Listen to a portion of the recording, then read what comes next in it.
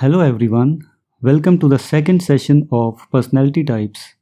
This session also takes references from the book Word Power Made Easy, and if you want to do exercises, you can refer to that book.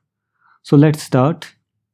The Latin roots alter and ego, which mean other and I respectively, have contributed to the formation of several significant English words. Among them are egoist and egotist, both rooted in the pronoun ego. While an egoist is predominantly concerned with self and self-advancement, an egotist tends to boast excessively, often using the word I repeatedly. To distinguish between the two, remember the extra T in egotist, much like the additional T in talk. The word ego has become a vital part of English vocabulary, denoting one's sense of self, as in phrase like, "What do you think your constant criticisms do to my ego?" In the field of psychology, ego carries a specific meaning, but for the sake of simplicity, we'll focus on its everyday usage. Expanding on the theme of self-centeredness, we encounter the term egocentric. An egocentric individual perceives himself as the center of the universe, displaying an extreme form of egoism. His preoccupation with self can make him intolerable to be around. As he becomes entirely focused on his own needs and desires. On the other hand, an egomaniac takes egoism to a pathological level, developing a morbid obsession with himself, leading to dangerous or slightly mad behaviors. On the other side, altruism stems from the Latin word alter, meaning other.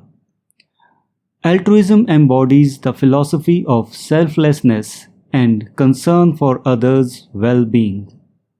Those who practice altruism are known as altruists, and their actions are geared towards benefiting others.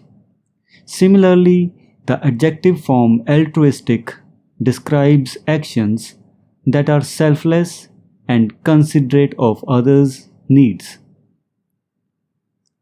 Building on the root alter, we discover alternate and alternative. To alternate means to switch between two options, like playing golf on alternate Saturdays. In debates or contests, the alternate serves as a replacement if the original choice is unavailable. On the other hand, having no alternative indicates having no other choice or option. Words like alteration, altercation, and alter ego also share the same root. An alteration refers to a change, transforming something into something else. Altering plans means making different plans instead. An altercation, however, signifies a heated verbal dispute arising from differing ideas, opinions, or plans. It suggests a strong disagreement, often accompanied by intense emotions. Lastly, alter ego. It combines alter, other, with ego, self. It typically denotes a person with whom we share such a strong bond that we behave similarly, think alike, and reflect each other's temperament.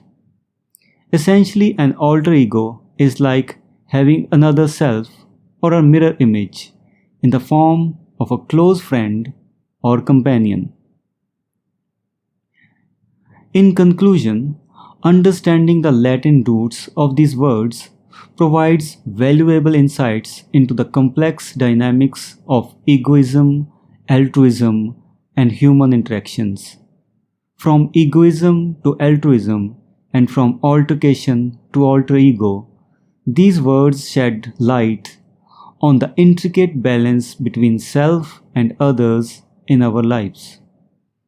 By exploring these linguistic connections, we gain a deeper understanding of human nature and the various ways we relate to one another. So, this was the second session on personality types. See you in the next video for the next session. Thank you. Bye bye.